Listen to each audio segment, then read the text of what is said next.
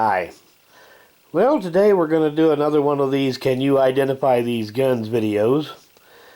And for anybody that hasn't seen one of these before, it's just a fun little game to play.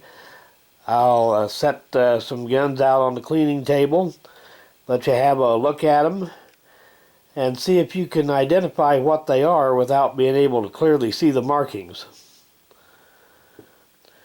Now, what I've got out here today is a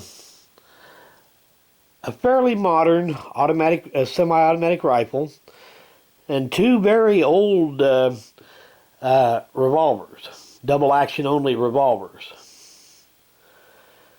When I first started doing these videos, I never really thought about, continuing doing it. I kind of figured it was going to be a one-off or maybe two. But people seem to like them. Really not a whole lot of people watch them, but some people seem to enjoy them. And they're easy enough to do, so I kept on doing them. Now this tiny little revolver here, the top break, chambered for 32 Smith & Wesson, little bitty short cartridge, top break, automatic ejection, 5-shot. Back before and a little after 1900, several companies made guns like this one. They were pretty popular back then, little pocket guns. And this one here is a little bit older and a little bit bigger. This one here is a 38 caliber, 38 Smith & Wesson, not 38 Special.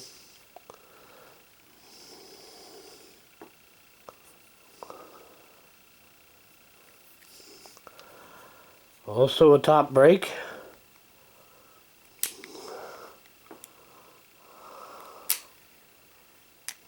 Five-shot. And these guns, just a bigger version of the little 32 there. This one even has real pearl grips on it. These are not plastic. See there where it's starting to crack with age and shrink a little bit.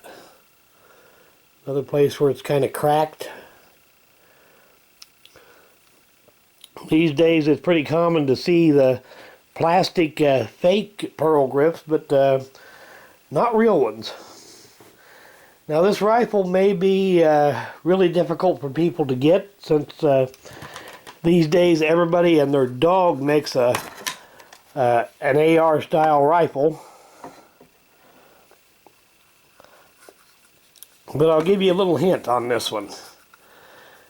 This gun is about, it's over 30 years old, made in the early 90s. So back then there wasn't so many people making them back then. So that'll give you a little bit of a hint as to what it is. It's in the CAR A2 configuration. I'll cover these markings up here.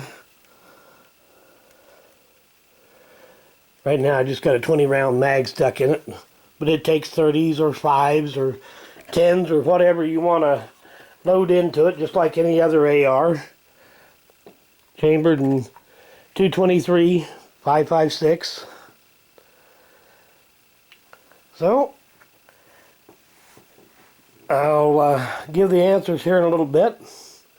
So if you think you need a little more time to think over what they are, go ahead and pause the video.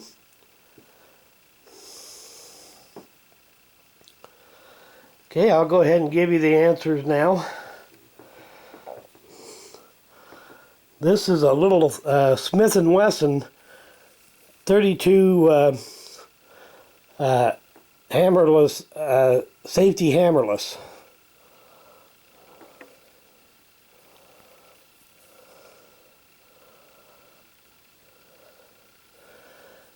They call them a hammerless, but they really do have a hammer. It's just concealed. Just a very tiny little gun.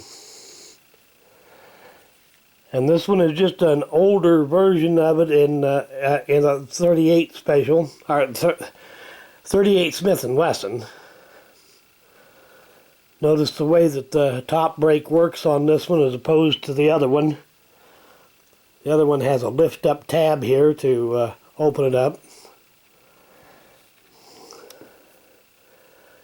And this one opens like that. And as near as I've been able to date these, I think the 38 is from about 1885. So it's a black powder era gun. And I think this 32 is just right at 1900.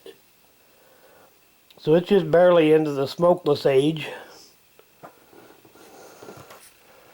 Now this rifle here, some of you might have thought it was a Colt, but it's not. It's an Olympic Arms.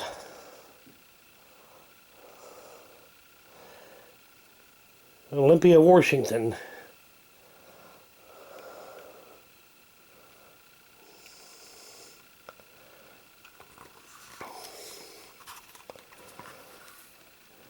And at one time, Olympic made quite a few AR-style rifles, along with 1911 style pistols, and probably a few other things. I think they also made a few 22 sporting rifles.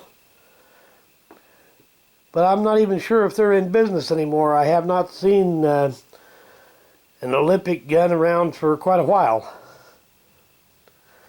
So like I said, I'm not even sure they're still in business. But it is a decent shooting gun. It works well. Maybe not as nicely finished as the Colts are, or were back then. But still a good little rifle. So let me know in the comments how many of them you got right. And I guess that about wraps up the video. So thanks for watching.